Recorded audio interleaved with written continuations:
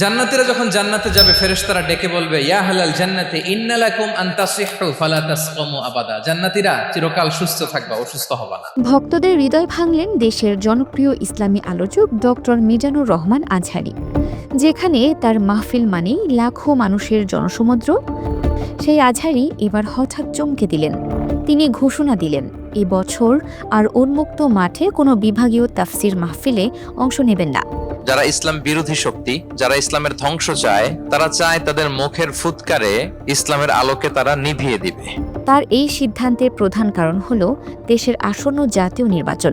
আজহারীর মতে ডিসেম্বর ও জানুয়ারিতে রাজনৈতিক দলগুলোর বড় কর্মসূচি চলবে, যেখানে আইনশৃঙ্খলা বাহিনীকেই মূলত রাজনৈতিক ইভেন্টগুলোর নিরাপত্তায় বিশাল দায়িত্ব নিতে হবে।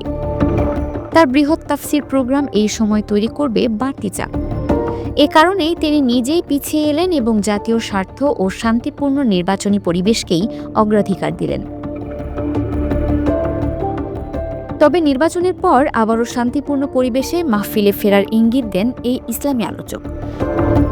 আজহারীর এই সিদ্ধান্তের পেছনে আরেকটি গুরুত্বপূর্ণ কারণ হল এবছরই তার প্রতিষ্ঠিত হাসানা ফাউন্ডেশন যাত্রা শুরু করেছে, যার প্রতিষ্ঠাতা চেয়ারম্যান আজহারী নিজেই। হাসানা ফাউন্ডেশনের অফিস 2 আমাদের প্রধান কার্যালয়ের আজকের শুভ উদ্বোধনী প্রোগ্রামে একত্রিত হওয়ার সুযোগ করে দিয়েছেন। আমরা পড়ছি আলহামদুলিল্লাহ।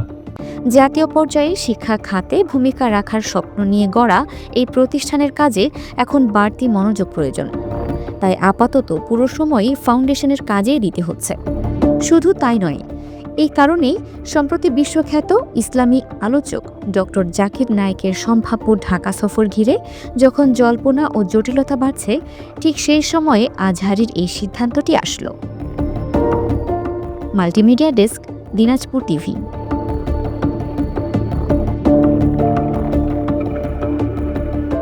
দিনাজপুর টিভি মানুষের জীবনের কথা বলে।